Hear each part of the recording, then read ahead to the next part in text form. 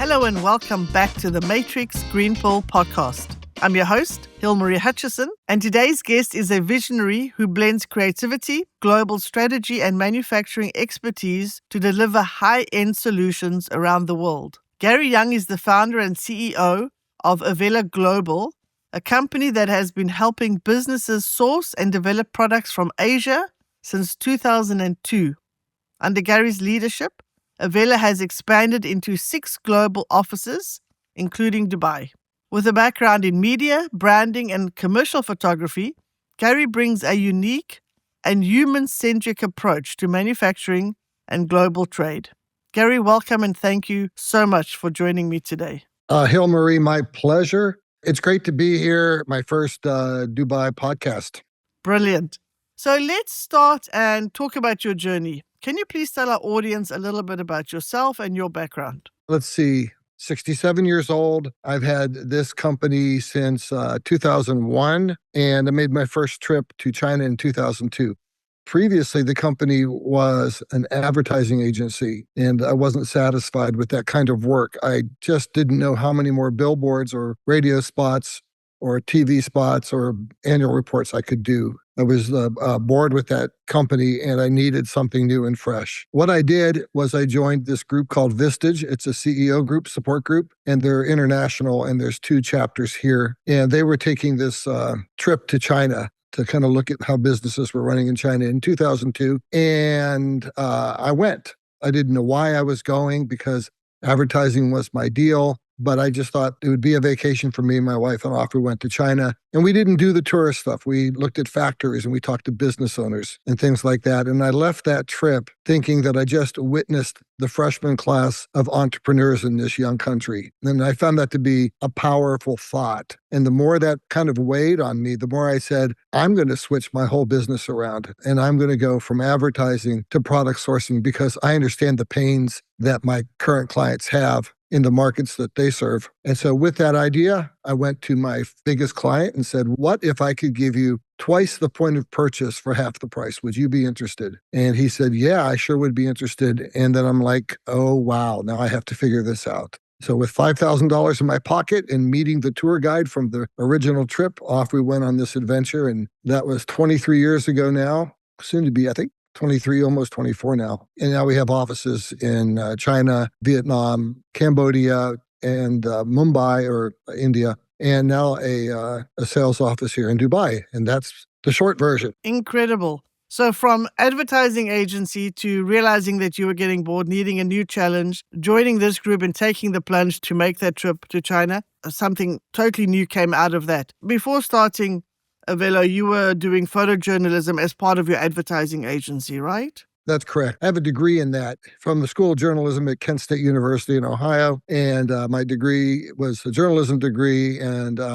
I majored in photography and journalistic photography and commercial photography. And I wanted to do commercial photography. So the first thing I tried to do was open up a photo studio, and I successfully did that. But I didn't like the business model. I didn't like the idea that I had to hold my clients' negatives and transparency hostage every time they wanted to use them because it had my copyright on it. It just seemed to me that when someone hires you to do a job, you do the job, but you can't survive in that business without that business model. So I thought, what can I do with this? I can expand it. I can do my own photography. I can find the clients, and I can do the commercial photography as part of the broader picture of creating advertising and marketing in Houston. That is also then when you made that change. So that was part of your background in getting into the advertising. You've been leading Avela Global for over 20 years. Now, you mentioned this trip that you took to China and you were going to be able to offer something different to your clients. What was the original vision behind the company and how has it evolved? So the original vision was to fulfill the client's needs and go out and find those needs or those pains and see what I could do to alleviate those. I had a mentor of mine who said, and I love this quote, he said, figure out what you do best, do those things, and get other people to do the other things. And for my clients, they had supply chain issues. And I just said, this is something that I can do when I open up my office in Shanghai. I can fulfill those needs and let my clients get back to what they need to be doing, which was running their companies, marketing and advertising and selling. So that was the original concept. Absolutely. Excellent idea. Find what people need and fulfill that rather than creating something and trying to shove it down people's throats. And that's exactly what you did, is you opened the office, then you went and asked them, what's your pain point? What can I help you with? Then you had to go find the solution, but you already had the office and the setup in China to go and source the solution for whatever their pain point was. And sort of turned the whole system upside down by first finding out what's the problem and then going to find the solution for them. And it wasn't your problem. It was your client's problem. So you had these clients that you could go to and say, how can I help? How can I find a solution for you? Yeah, there's nothing more empowering than freedom. When you can free a client up to do, like I said, what they do best, then that's a value that's worth paying for. Absolutely. So you started Avela in China with a point of purchase displays, and you now handle a wide variety of custom manufacturing. What drove that expansion? I kept visiting factories and I think I always have been fascinated with how things are made and how things get done. And as you know, sort of on this journey, I would go, wow, that's how that's done. Oh, look at that's how that's made. And I kept thinking, I need to find a client that has this need. I need to find a client that needs this made. It's kind of like the factory visits drove the clients I was looking for at first. So there's lots of categories. There's anything in plastic injection molding. There's anything in electronics. There's anything in cut and sew, like garments or cooler bags or sports gear or hunting gear, things like that. Those are all categories of things that I'm, because I've been to these factories, I feel confident and free to go out and find those clients and help solve their issues. Yes, now, you've been able to see what the solutions are, and then you can also find the clients that's going to fit that solution and offer them something they might not have realized they had a solution for. And it makes it easier because there's somebody who already knows the market that can get it done for them. Probably a lot cheaper than if they had to try and do that research themselves. Yeah, and it's not just the price. It's the price you pay to have to climb those learning curves. The secret to what we really do, if there's a secret sauce, would be that we have people on the ground in these countries. When you have feet on the ground, you can solve problems immediately. People in China are just like, the way they are here. They'll procrastinate and they'll hope that it works out for the best. And as we know, hope is not a business strategy. But when you have people on the ground watching these things and you see the problems before they become big problems, when they're only small problems, you can solve them. And then you can stay on your deadlines and you can still meet your price. And generally speaking, you're going to provide better quality. So having feet on the ground in these places is really the seed, the secret and secret sauce and sort of the infrastructure that's required to do a good job. And as you also say, the time that is saved because somebody's already there with feet on the ground can find you that solution quickly rather than having to start from scratch. That's right. You've worked across Asia. You mentioned, offices and factories in Shanghai, Ho Chi Minh City, Mumbai, and now you're focused on the Middle East. What drew you to Dubai specifically? Well, I was here for a conference. And I got to know the city just a little bit. And I was looking out over the skyline and I was seeing all these construction cranes. And it reminded me of Shanghai 22 years ago. At that time, Shanghai had half of the world's construction cranes. The city was just growing in leaps and bounds. And it was infectious to see all this energy in this one place. When I was there and I saw that, I said, I've got to be part of this in some way. In my own small little way, I want to be part of that. I got to Dubai and I had that same vibe. I said, look at this place and look how it's growing and just feel the energy. It's palpable. You can just feel it and you can see it. And I just said to myself the same thing I said 23 years ago. I've just got to find a way to be part of that. So I thought this is the place for a sales office. We're not going to do manufacturing here. I know Dubai is trying to bring manufacturing here, and I can help in that regard too. But most of what happens in this town and most of what's sold in this town is made in Asia. And we can do it in a boutique way that fits the client perfectly. Yes, in a market dominated by Chinese and Indian commodity suppliers, Avela Global takes a different approach. What's your strategy for standing out? Well, in my Vistas group, I had a member say, if you really want to go to Dubai and work in Dubai, you should go live there for a month. So I did that last November. I lived here for a month. And what I found out real quickly was how dominant the Indian and Chinese business culture was here in this city. And I thought, I need to talk to these people to see what they're doing. And there was someone that suggested, their words, not mine, but this Indian mafia. They'll do things legally. They're not going to threaten you, but they'll make sure that you go away. And so I thought, I need to meet someone from this type of situation and have a conversation. I managed to do that. And I sat down and said, tell me about what you do. And they asked me what I did. And then they just told me, don't do it. They told me, just go home because we're not going to allow you to encroach in our territory. We're not going to allow you to take something from us that we've worked so hard for. And I thought, maybe they've got a good point. And so I said to them, well, I thanked them. I said, thank you very much for that information. And I think I'm more excited about coming here than ever. And they kind of looked, they sat up in the chairs and they said, why do you say that? And I said, because what you're doing here and what you've been doing here since the 70s is transactional work,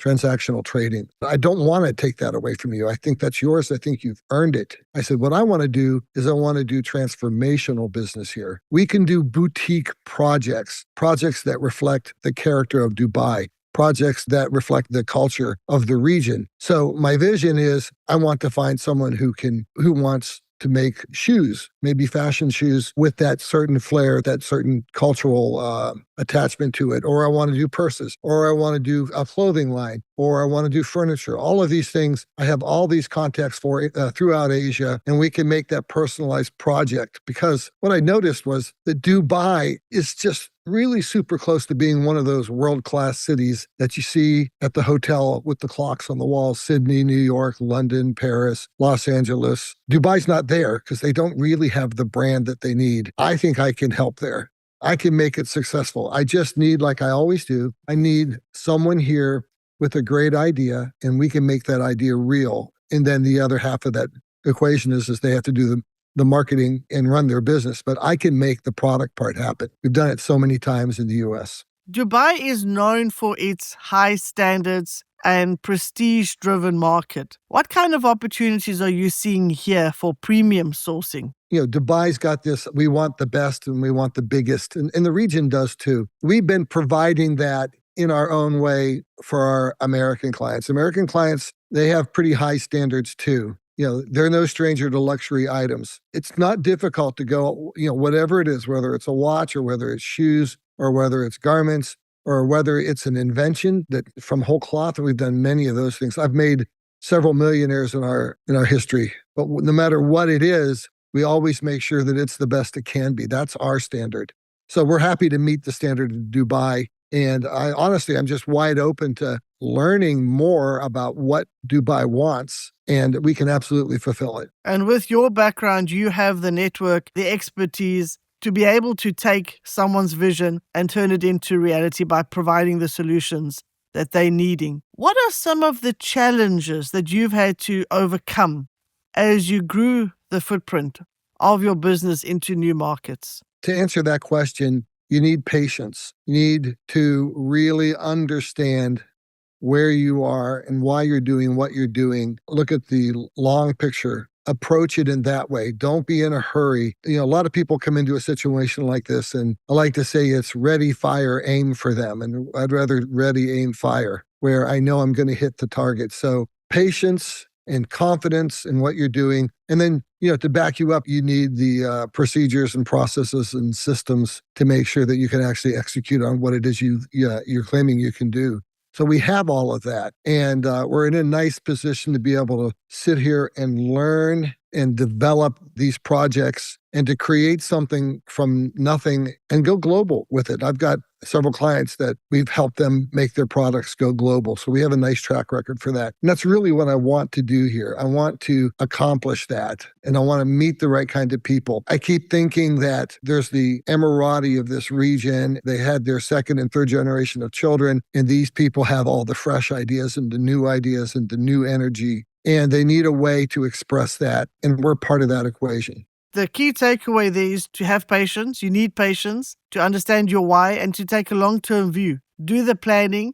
Don't just head into something without actually understanding what your goal is and what your plan is. And as you also said, some systems and processes will also help with that. You mentioned there that you have helped several companies to grow globally. What tips would you give to other entrepreneurs who are thinking of expanding their businesses, whether that's within the region or into new countries or territories? I think the first thing I would say is think big. If thinking big scares you, then maybe it's not time for you yet. But think big, stay focused on your vision. In your journey, you're going to make some changes and do some things a little different than you first envisioned. But just never lose sight of that dream that you have of where you want to be in 1 year, in 5 years, in 10 years, and stick with it. I like to say, show up. Just keep showing up. I think that's half the secret to business is just showing up. And so many people get so close to that dream and then they become fearful and all the head noise and stuff like that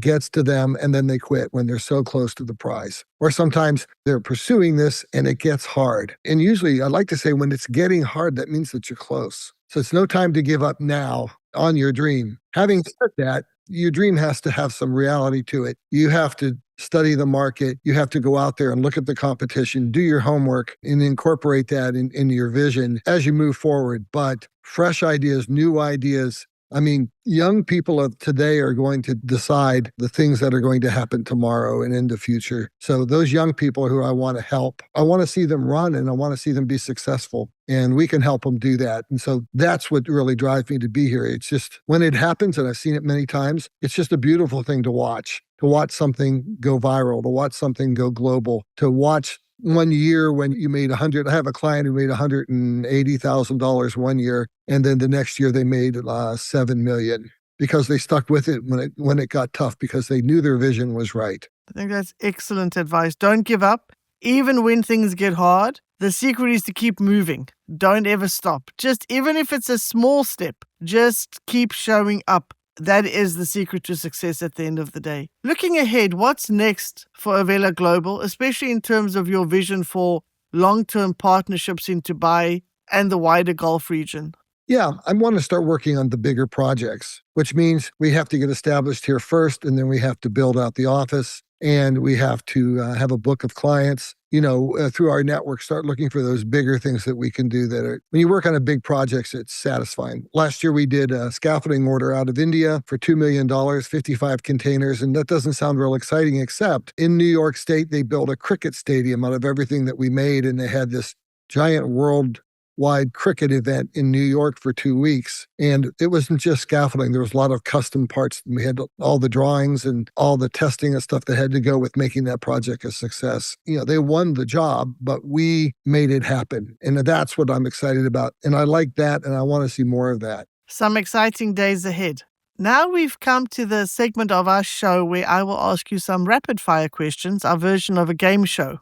Are you ready? As ready as I'll ever be. What's your favorite city? Shanghai. Lovely. How do you define your leadership style? I'm laid back and I let people make decisions. What's harder, launching a startup or maintaining global quality control? Launching a startup. Coffee order when you're on the factory floor? I'm very boring. I don't drink alcohol. I don't drink coffee. I don't smoke. Don't do drugs. I just focus on what I like, and that's my business and my family. And I leave it there.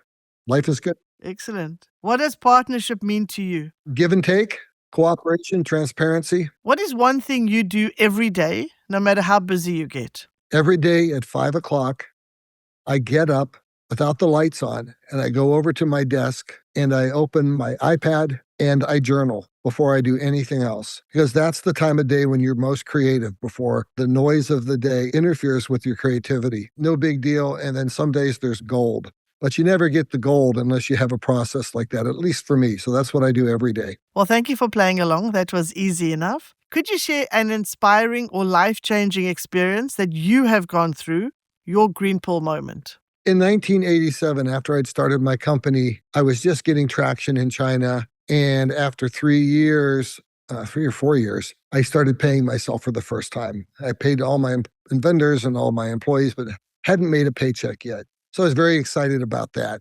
And then one day I noticed blood in my urine, went to the doctor, and I had cancer. And the diagnosis was that I would have 3 years to live and they wouldn't be good years. It kind of gets your affairs in order kind of thing. And so, my attitude towards that was, don't have time for this. I have too much I want to do. I did everything the doctors wanted me to do. I accepted all the prayers that I could find. I did a deep dive into my cancer to find out exactly what it was I was fighting. I learned how to meditate. I learned how to eat properly. And I went through a pretty grueling chemotherapy and then finally an operation where they cut me from my sternum to pubic bone and pulled out all my organs and scraped my lymph nodes out of my torso and shoved everything back in. And the idea was that maybe they got all the cancer. And they did. It was a tough time, as you could imagine. And what was important to me is I went to my clients and I said, this is what I have. This is my prognosis. Every client said to me, what can I do to help? And my only answer then was, just keep ordering. And they did. And I had faith in them, and I had faith in God, and I had faith in me. And MD Anderson Hospital in Houston, Texas, I'm the only known survivor at stage of the cancer that I had way back then. And it taught me so many things about life and about what's important and about positivity. And, and I just took a deep dive while I had all this time into the questions that I thought someday I'm going to get around to thinking about this or doing something about that. And I had all the time to do that in the world. And what I tell people is that it was a good experience, not a bad experience. Unless it killed me, then that would have sucked. Wow. What an incredible story. What an incredible experience. I've never heard of anyone who survived stage 4 cancer. That is absolutely incredible.